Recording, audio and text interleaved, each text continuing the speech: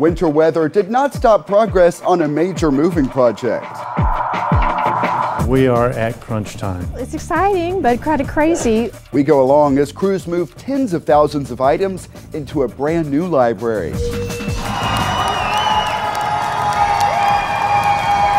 I love doing this. It's the best thing about my high school career. Oh, I think it's going to be very intense. It's the competition where brains, technology, and fun intersect. See what student-made robots can do. If I can have the opportunity to have a voice in the future of the city, I would like to do that. Residents are shaping the future as Irving starts a major planning project. Plus Super Bowl trophies on display, honors for a local leader, and the new restaurant that just opened. This is City Source. The opening of the new South Irving Library is just days away. Hello and welcome to City Source. I'm Thomas Gandy. Before the new building can open, crews have to move books from the old Central Library. It is a process that came with some unexpected challenges. It's a move that's only a short distance, but a tall order. These workers are moving 200,000 books from the now closed Central Library to the soon-to-open South Irving Library. Crews load dolly after dolly of books onto trucks. It's very organized. The organization is the result of planning, but not everything could be anticipated. The weather was probably the biggest surprise. We weren't expecting winter to reappear at just the wrong time. Crews ended up doing some of the move in the snow, but the rare weather event did not slow them much. In fact, the process appears to be running pretty smoothly. Librarians in general are kind of organized people, I guess. We try to be. We're also pack rats, so it's been an issue. As odd as it may sound, the more empty the library becomes, the more there is to notice. That's where it's getting nostalgic. Plus, as things get thinner, you notice like, there's a thing on this wall over here, a thing on Noah. I never noticed it before. Has that always been there? Well, yeah, it has been. Then there is that love it or hate it carpet. Its original color revealed when shelves were moved out. And I actually sort of like the modern bluish green that's toned down a little bit. While we checked out what is left at the library, crews with Hallett movers continued packing up trucks to make repeated trips to the new library across Irving Boulevard.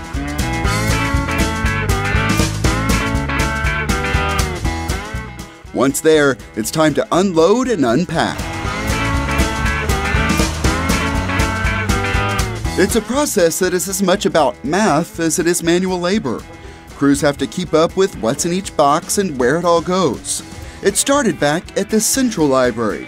Books were numbered, and those numbers correspond with shelves at the new library. On every shelf, there's multiple numbers actually, and so they grab the books. And people worked in different areas, but the numbering system somehow tells them where to go when they get here. Moving into a smaller building meant paying attention to what would fit. Precision is important. How hard was it just to come up with this whole idea and process? I don't know how I did that. They measure everything like 3 times, so we know whether we got room for a bookend or if we got room for expansion on the shelf.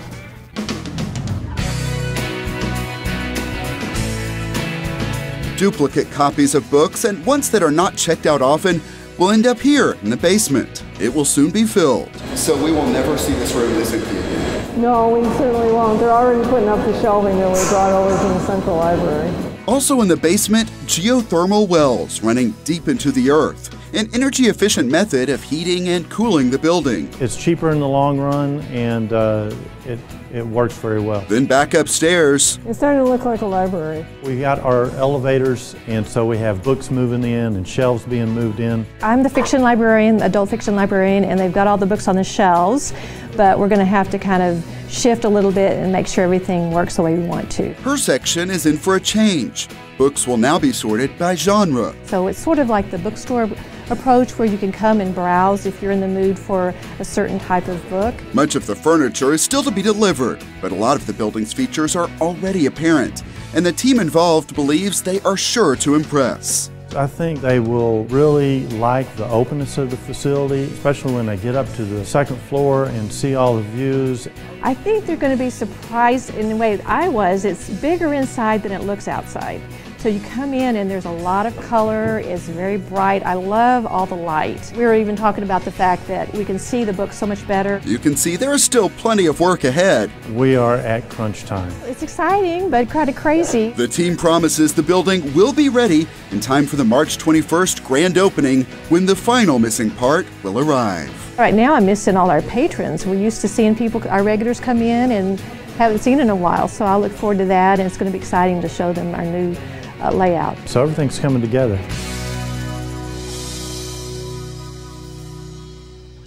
Here is a look at the grand opening events. On Saturday, March 21st, the ribbon cutting is at 9:30, followed by tours, craft activities, puppet shows, and more.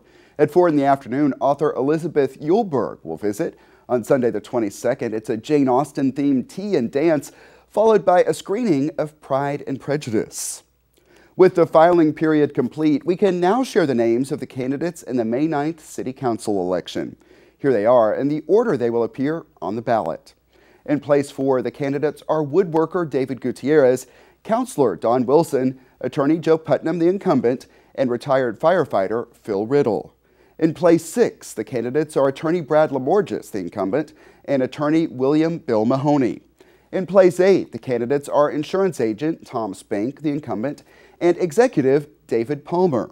Early voting runs April 27th through May 5th, and again, Election Day is May 9th. While elected leaders always have a say in shaping the future of the city, some residents are also making their voices known. As we've been telling you, Irving is taking on a big comprehensive planning process called Imagine Irving. People gathered at the Convention Center for the first citywide workshop. Got here a little early to try to walk around. On a foggy morning, Mike Weber showed up early to the Irving Convention Center. He has lived in the city for about 3 decades, but has never seen this view. Through the fog, the new dark orange line and a lot of new apartments are evident. I've been aware of them, driving by them, but first time I've had this view. It's pretty amazing. After watching this kind of growth in the past, he's now among those planning for the decades ahead. He is participating in the first citywide workshop for Irving's new comprehensive plan. Organizers are hoping to hear from many people. This is your community, and so we want to make sure that if you want something to happen over the next 20 years here, we know what that is.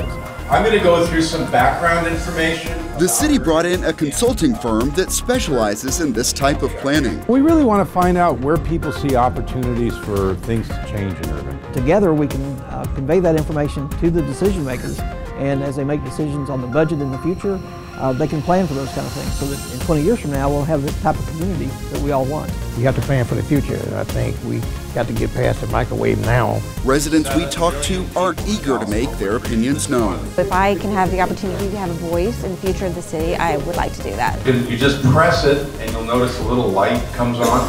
Through these little keypads, participants instantly vote on a range of topics. What type of housing is needed in Irving? After each vote, the answers are visible to the crowd and recorded. The city and its consultant are working to get a lot of answers. For example, what older areas of town need to be redeveloped? What transportation ideas do they think the city ought to pursue? How will we deal with the housing? We want more parks and rec. There is a lot of land around here too. Residents break into groups to move on to work with maps, markers, and stickers.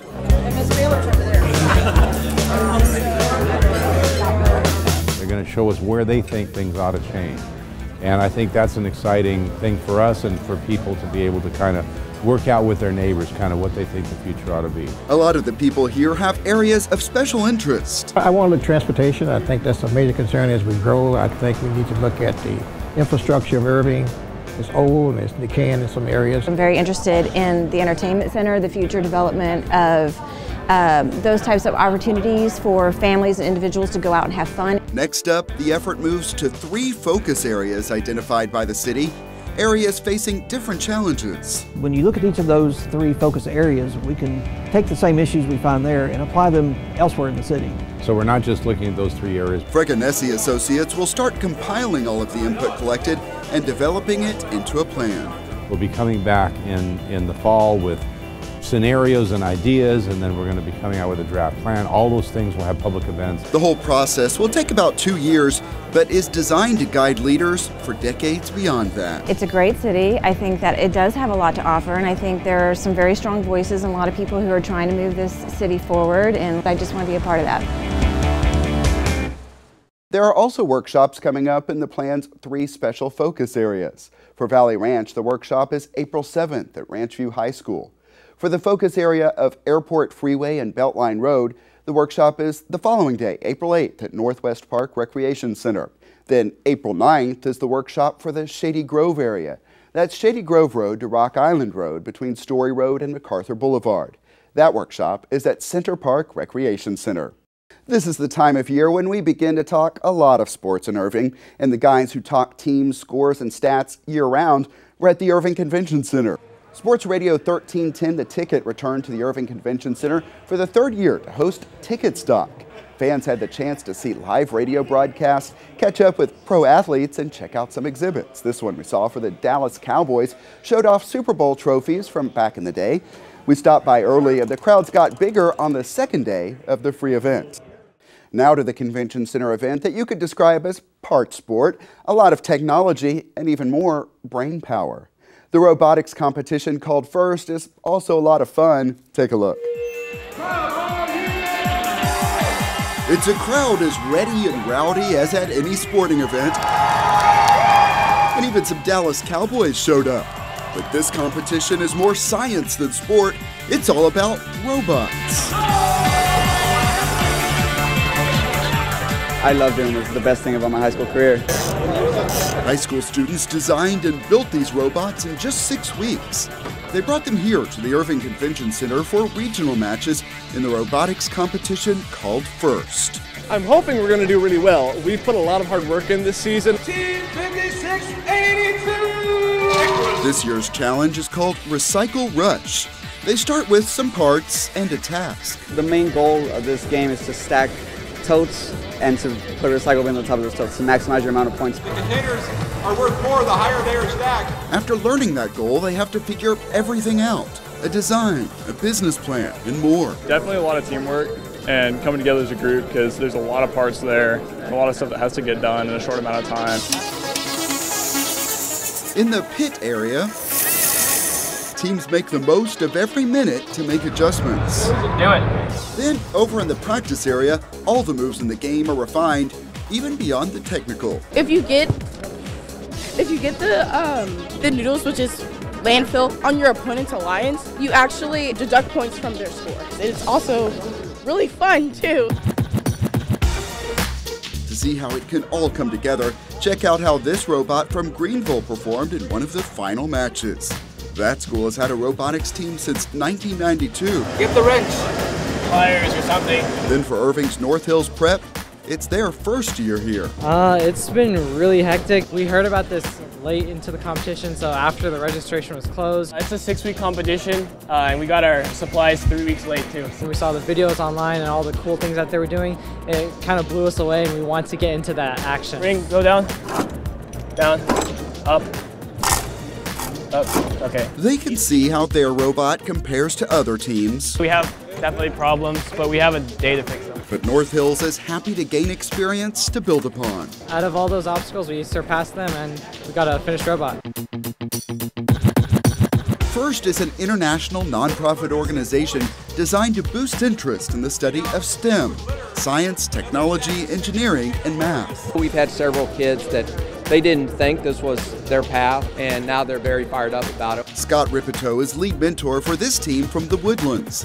He used to teach, but decided to retire and volunteer so he could devote more time to this program. The impact this has on kids is just tremendous. So it was so big that I decided I couldn't teach anymore. I had to do this instead. I've been able to be exposed to things that I wouldn't be exposed to until I got into a career through this team. This team from Katy comes together to stand out by making their hair stand up. It's just to go with kryptonite, so we just spike our hair green, and it's really fun. It's just another way to get noticed as a team, and it kind of builds the camaraderie with the team. This is our team helmet. We're the bunnies. teams are always ready to show off enthusiasm, but even in all this fun, they know how science students can be perceived. And we're kind of considered like the nerds and stuff like that. That's what we get most of the fun. So y'all are kind of nerdy. It is taunting that can be taken to extremes, and it had a big impact on this team from Killeen. One of the students was bullied so bad they went to almost committed suicide. So it's dear and dear to our heart and a passion that we've been pushing everywhere we go. They have taken on anti-bullying as a cause, asking people to sign this poster and spreading the message anytime they can. I know I've had a really rough past with bullying, so I think that's actually what started it, is what my past. I was always the weird kid. Actually, it evolves into a lot of bad stuff, but I'm glad that I'm better and I have a really supportive team. There is another reason for their serious tone. Their principal and backer died just 2 weeks before this competition. He always came by to see if we were good. He helped a lot personally. He also donated money to us to make sure that we kept up and we got what we needed. Although he passed away, we know that he's still here with us, so we're going to be doing this just for him. The students know that a sure way to bolster pride from their educators and prove their haters wrong is to succeed.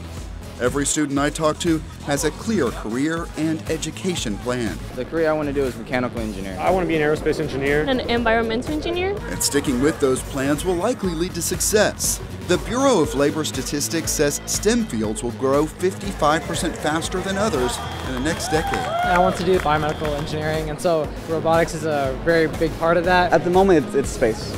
I'd like the whole Mars mission. That seems so important to me. It's definitely good at the school to have a group of kids that are all into the same thing that you are, that are getting together every night and hanging out together. Making friends and a future at first. This is like a stepping stone to greater and bigger things. And here's what else is coming up at the Convention Center. March 20th through 21st is for people who enjoy beer. It's the Blue Bonnet Brew Off. March 20th through 22nd is an event for the knitters and crafters called Fiber Fest. April 4th is the GE Irving Marathon, and April 6th is the Spring National College Fair. Find ticket prices and a full listing of public events at irvingconventioncenter.com. And someone who knows all about that convention center stuff just got a big award. That's coming up. But first, it's time for this. It's WebWatch, our most popular online videos, on top a groundbreaking celebration. After 6 years of lots of hard work, we are finally going to be breaking ground on the La Buena Vida house. People tuned in to see the start of a homeless shelter for teen boys that could open in Irving later this year. And our entire City Source shows are growing in popularity online and are now some of our most viewed on ICTN.tv. One of our international viewers followed up with us after we read his comments last time, in which he told us after watching our videos, he wants to move here. Russell Reeve wrote back, "Hey guys, thanks for showing my comments. My love for Texas goes back to the days when I was a little boy in Poland watching Texas Ranger with my dad. One day, me and my girlfriend found Irving by accident, and after watching a few videos, it became clear to us we really want to live there." Thanks, Rosso Reeve. Glad we can count you among our international fans. And it wasn't from City Source, but we recently posted a 1953 film on the city of Irving, and it's blowing up on YouTube and getting thousands of views. In reply, Mike Carroll 79 wrote, "Well done. Enjoyed seeing the old fire and police vehicles, 7-Eleven and schools. Thanks for sharing."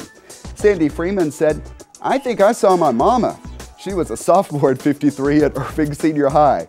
Glad we could stir some memories for you." If you missed any of those stories, find them at ICTN.tv. That's also where you can watch us live 24/7. Plus, catch us at youtube.com/The City of Irving. We have more than 1,500 subscribers. Join them so you can be notified when we add videos, then post a comment because we always like to hear from you. Recent winter weather caused a lot of schedule changes, including one for a homebuyer fair we told you about. The City of Irving is teaming up with partners to educate first-time buyers and make them more confident about the process. That fair is now set for Saturday, April 18th from 9 a.m. until 1 p.m. at Central Park Recreation Center. Builders, lenders, and more will be on site with information. There will also be prizes and activities for kids. Register and learn more at homebuyerfair.com. Now to a business story that spans the globe. A man who escaped a horrific civil war in his native country of Burundi has become a successful businessman and he chose Irving to open his newest business, a restaurant with origins in California. This is the ribbon cutting of our location in Irving. We're excited, and you can see from the crowd today, it's a big deal. And I smell a lot of good food back there that I'm anxious to taste. We've been around for 60 years. My father was actually the founder. He was Jim Boy, and he was a full-blooded Norwegian. So he wasn't trying to make traditional Mexican food and a traditional taco. He was just trying to make something that tasted really good to him. It's not Tex-Mex. It's all fresh. I think for the health, it's good to have fresh food. Obviously, restaurants, retail is at the top of the citizen list, and we certainly do our best to try to recruit different retailers to different markets, and I think you're seeing that's been a success story for Irving. Irving is a good area for business, especially people like us from abroad, from Netherlands. We make some research and we come to know that Irving is a good place to be. There's so much going on in the south part of Irving. You know, Las Colinas is not the only part of Irving that's happening. We're excited to bring it to Texas because we think that people are going to love it. Our crew enjoyed some good food out there, and Jim Boy's is located at 3301 North Beltline Road. That business also offers catering. Keep Irving Beautiful is getting ready for the Don't Mess with Texas Trash Off. This is video from last year, and this time around it will take place at Trinity View Park on Saturday, April 11th. This is all part of a national cleanup program, and volunteers are needed. KIB provides supplies and lunch. To register, search for Keep Irving Beautiful on the city website or call 972-721-2175. Big honors are coming to a good friend of this program. Irving Convention and Visitors Bureau Executive Director Maura Gast just got recognized by a national trade group in New York, and a local group is also paying tribute. Well, this is a very prestigious award that's given by the Lucina Club. Only about 10 recipients have received it previously, and it's in honor of their involvement and their commitment to the community of Irving. Laura is one of those one-name persons. You don't have to say her last name, and she's so well known. People like Oprah, Madonna, Cher, Cleopatra. Laura is a very positive person. She's a very creative person. She's a good communicator. She is somebody that can take an idea, a project, and help develop it so that it reaches a broad cross-section of people, and you are sure of a success if Mara is involved. With that, I am honored to present Maura Gast with the 2014 Lucina Legacy Award. This is beyond overwhelming. It's just been a very emotional and dear, special evening. This award just means so much to me. I truly love my job. I'll start with that. That's an easy thing. I inherited my parents' amazing work ethic and commitment. Maura, I look up to you. I always admired you. You've got great leadership. I love getting up every day, and I love seeing what the next day brings, and it's a joy to work here. It truly is. Very much deserved. Congratulations to her, and past recipients of that award include Mr. and Mrs. Ben Carpenter, the Irving Heritage Society, and several others. The City of Irving's Parks and Recreation Department is hosting 2 Easter egg hunts this year. Each will feature more than 20,000 eggs filled with candy or toys. The hunts are separated for age groups. For residents in the north, the event will be Saturday, March 28th, starting at 9:30 a.m. at the Irving Soccer Complex. And in South Irving, the hunt will take place on Saturday, April 4th at the Heritage Senior Center. Both events are free. And it's time to head out to the Animal Care Campus for our Pets of the Week. Hi, my name is Joshua Elijah Bonilla, and these are our Pets of the Week. Our first Pet of the Week is Rowdy. He is a 2-month-old guinea pig, male guinea pig, very sweet boy, very fun boy. The owner has surrendered the animal due to being allergic to the animal. Before the animal was left with us, the owner did say that the animal liked to do backflips when being petted. If you'd like to adopt Rowdy, please stop by the City of Irving Animal Shelter. And for our second Pet of the Week is Mr. Taco. He's a 17-pound, 10-year-old Mancoon mix. He's a very good boy. He was, however, surrendered to the City of Irving Animal Shelter due to the health of the owner. If you would like to adopt Mr. Taco, please stop by the City of Irving Animal Shelter.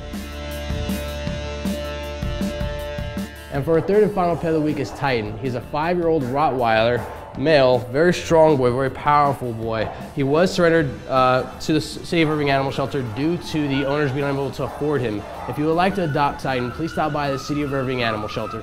All right, thanks a lot. The Animal Care Campus is located at 4140 Valley View Lane. It is open Tuesday through Friday from 11 a.m. until 6 p.m. Then on Saturday, the hours are 10 a.m. until 5 p.m. Also, check out the websites you see on your screen. We have brought you a lot of running and walking events on the Campion Trail, but never before one that celebrates R&B music.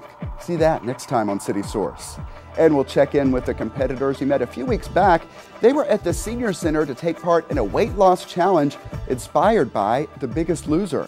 So how much did they lose and who won? We'll find out. And after their win on America's Got Talent, the Olate Dogs are at the Irving Arts Center to entertain crowds. All that next time. Email us your thoughts on our stories. The address is ictn@cityofirving.org.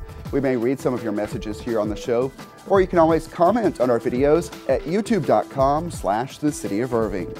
And that's it for this edition of City Source. We leave you now with more from the first robotics competition at the Convention Center.